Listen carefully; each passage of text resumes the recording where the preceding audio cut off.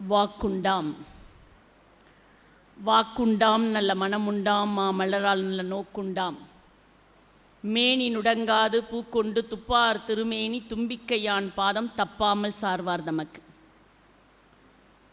ஐந்து கரத்தனை ஆனை முகத்தினை இந்தின் இளம்பிறை போலும் எயிற்றனை நந்தி மகந்தனை ஞானக் கொழுந்தினை புந்தியில் வைத்தடி போற்றுகின்றேன். பாலும் பருப்பும் பாகும் தெளிதேனும் இவை நாளும் கலந்துனக்கு நான் தருவேன். கோலம் செய் துங்கக் கரிமுகத்து தூமணியே நீ எனக்கு சங்கத்தமிழ் மூன்றும் தா. தடித்த ஓர் மகனை தந்தையின்றடித்தால் தாயுடன் அணைப்பள், தாய் அடித்தால் பிடித்தொரு தந்தையணைப்பன். இங்கெனக்கு பேசிய தந்தையும் தாயும் பொடித்திருமேனி அம்பலத்தாடும் புனித நீ ஆதலால் அடித்தது போதும் அணைத்திடல் வேண்டும் அம்மையப்பா இனி ஆற்றேன். பூத்தவளே புவனம் 14 பூத்த வண்ணம் காத்தவளே பின் கறந்தவளே கரை கண்டனுக்கு மூத்தவளே என்றும் மூவா முகுந்தற்கு இளையவளே மாத்தவளே உன்னையன்றி மற்றோர் தெய்வம் வந்திப்பதேன். எல்லாம் வல்ல இறைவனை முழுமுதற் கடவுளை வணங்கி துதித்து வயிற்றுப்பசி தீர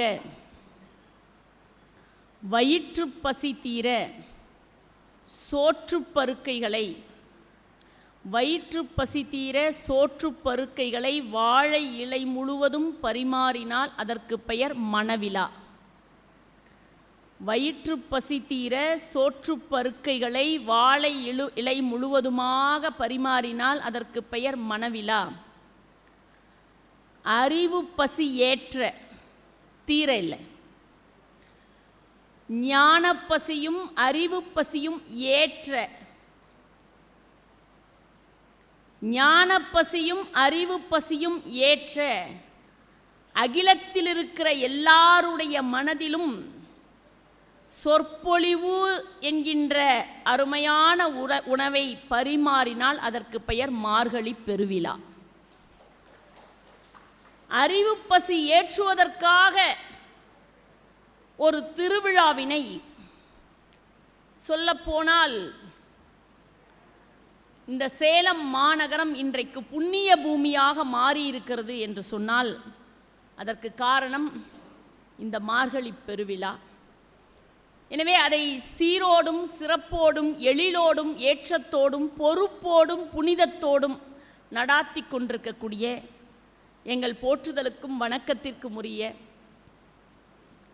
என்றென்றும் சிந்தையிலே இந்த மார்கழி பெருவிழாவையே நினைத்து கொண்டிருக்கக்கூடிய எங்கள் அருமை தலைவர் ஐயா பி ராஜகோபால் ஐயா அவர்களே, எங்கள் அன்பிற்கினிய செயலாளர் ஐயா கோல்டன் பி தங்கவேல் அவர்களே, பொருளாளர் அன்பு அண்ணன் கே மாசிலாமணி அவர்களே, மற்றும் இங்கே வீற்றிருக்கக்கூடிய எங்கள் அருமை ஐயா ஆடிட்டர் அவர்களே, கூடியிருக்கக்கூடிய இலக்கிய மெய்யன்பர்களே, உங்கள் அனைவருடைய பொற்பாதங்களையும் தொட்டு வணங்குகிறேன்.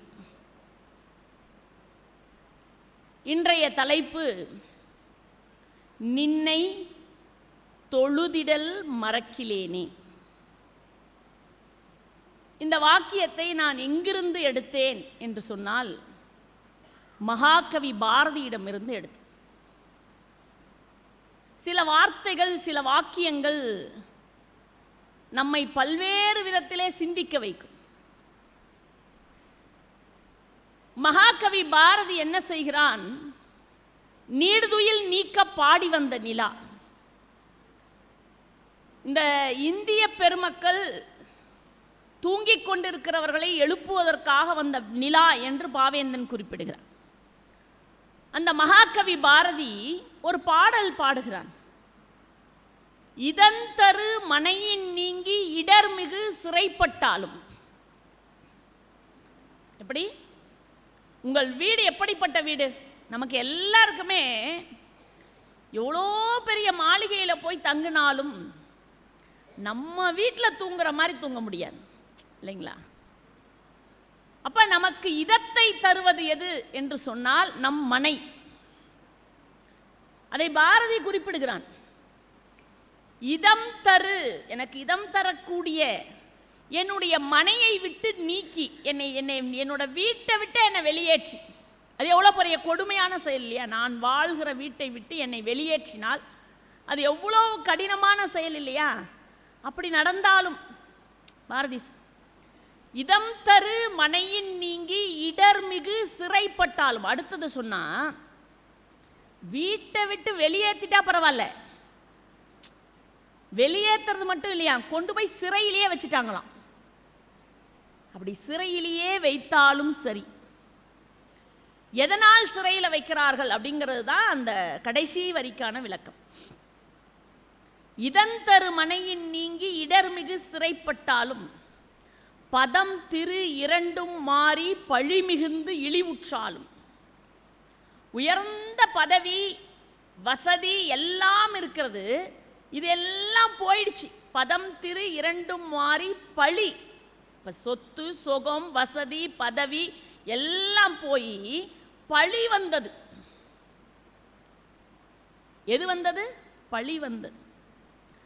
பழி மிகுந்து இழிவுற்றாலும், ரொம்ப கேவலமான நிலையில் பழி என் மீது வந்து இழிவான நிலைக்கு போனாலும், இப்போ சிறைப்பட்டாலும் முதல்ல அதோட சேர்ந்து பழி வந்து இழிவுற்றாலும், அதுக்கடுத்து சொன்னா விதந்தரு கோடியின்னல் விளைந்தெம்மை அழித்திட்டாலும். இது பத்தாதுன்னு பல்வேறு துன்பங்கள் எனக்கு, உடலினால் வருகிற துன்பங்கள், மனதினால் வருகிற துன்பங்கள், இத்தனை துன்பங்களும் எனக்கு வந்தாலும் தாயே, எந்த தாயை பார்த்து சொல்கிறான், யாரை பார்த்து சொல்கிறான் அப்படிங்கிறது தான் அந்த பதிலினுடைய கடைசி தாக்கம். நான் உன்னை வணங்குகிறேன் என்பதற்காக என்னை என் வீட்டிலிருந்து நீக்கி கொண்டு போய் என்னை சிறையிலே வைத்தாலும் சரி, நல்ல பதவியிலும் நல்ல வசதியிலும் இருக்கிற என்னை இழிவான சொற்களால் என்னை இழிவுபடுத்தி அசிங்கப்படுத்தினாலும் சரி, பல்வேறு கொடுமைகளை என் உடலுக்கும் உள்ளத்திற்கும் இழைத்து நோயை உருவாக்கினாலும் சரி, இத்தனையும் செய்தாலும் தாயே, உன்னை வணங்குவதற்கு மட்டும் நான் மறக்க மாட்டேன். எந்த தாயை வணங்குவதற்கு மறக்க மாட்டேன்? இந்த பாரத தாயை வணங்குவதற்கு நான் மறக்க மாட்டேன் என்று சொல்கிறான் பாரதி. நின்னை தொழுதிடல் மறக்கிலேனே, இதன் தரு மனையின் நீங்கி இடர்மிகு சிறைப்பட்டாலும் பதம் திரு இரண்டும் மாறி பழிமிகுந்து இழிவுற்றாலும் விதந்தரு கோடியின்னல் விளைந்தெம்மை அழித்திட்டாலும் சுதந்திர தேவி நின்னை தொழுதிடல் மறக்கிலேனே. அம்மா அம்மா சுதந்திர தாயே, என் பாரத தாயே, வந்தே மாதரம் என்று சொன்னால் என்னை சிறையடைப்பானா? வந்தே மாதரம் என்று சொன்னால் என்னை இழிவுபடுத்துவானா? வந்தே மாதரம் என்று சொன்னால் என்னை எட்டி உதைப்பானா? இது மூன்றையும் ஏற்றுக்கொண்டாலும் நான் உன்னை வணங்குவதை விடமாட்டேன். நாம் அப்படி இருப்போமாங்க? நம்ம வீட்டில இருந்து கொண்டு போய் சிறையில் உட்கார வச்சுட்டு நம்மளை இழிவுபடுத்திட்டு நமக்கு உடலினாலும் மனதினாலும் துன்பம் கொடுத்தால் அதை தாங்கிக் கொண்டு இந்த நாட்டிற்காக நாம் வாழ்வோமா என்று ஒரு கணம் சிந்தித்து பாருங்கள். ஏனென்றால் இந்த மண் அப்படிப்பட்ட மண். இந்த மண் சாதாரண மண் நினைக்கிறீங்களா? ஒன்றே குலம் ஒருவனே தேவன் என்றார். இறைவனை ஒன்றாக்கினார்கள். இந்த மண் என்ன சொல்லிக் கொடுத்தது? பாரத நாடு பழம்பெரும் நாடு, நீரதன் புதல்வர் இந்நினைவு அகற்றாதீர். ஒன்றே குலம் ஒருவனே தேவன் என்று இறைவனை ஒன்றாக்கினான். அகம் புறம் என வாழ்வை இரண்டாக்கினான். இயல் இசை நாடகம் என்று தமிழை மூன்றாக்கினான். கிழக்கு மேற்கு வடக்கு தெற்கு என்று திசையை நான்காக்கினான். பிருத்திவி அப்பு தேயு வாயு ஆகாசம் என்று பூதத்தை ஐந்தாக்கினான். இனிப்பு கார்ப்பு கசப்பு உவர்ப்பு துவர்ப்பு புளிப்பு என்று சுவையை ஆறாக்கினான். சரி சரி க ம ப த நி என்று இசையை ஏழாக்கினான். நற்றிணை குறுந்தொகை 500 பதிற்று10 பரிபாடல் கலித்தொகை அகநானூறு புறநானூறு என்று 8 தொகை பாடினான். நகை அழுகை இளிவரல் மருட்கை அச்சம் பெருமிதம் வெகுளி உவகை சமநிலை என்று நவரசம் படைத்தான். முருகு பொருநாறு பான் 2 முல்லை பெருகு வளமதுரை காஞ்சி கோல நெடுநல்வாடை கோல் குறிஞ்சி பட்டினப்பாளையோடு கடாத்தோடும் 10 என்று 10 பாட்டு பாடினான். 12 திருமுறைகள் கொடுத்தார்கள். எத்தனை திருமுறைகள்? 12 திருமுறைகள். ஆழ்வார்கள் 12, 63 நாயன்மார்கள், 96 சிற்றிலக்கியங்கள், 1330 திருக்குறள், 4000 பாடல்கள் கொண்ட 4000 திவ்ய பிரபந்தம், 10,000 பாடல்கள் கொண்ட கம்பராமாயணம். இதை விட வேண்டுமா இந்த நாட்டிற்கு சொத்து? இதை விட வேணுமாங்க? அப்படியானால் இந்த பூமியை விட உலகத்தில் ஒரு புண்ணிய பூமி இருக்க முடியுமா? இப்போ பாரதி வணங்கியது சரிதானே? நாம எந்த பூமியிலே இருக்கிறோம் என்கின்ற அந்த பிரஜையே நமக்கு இல்லை.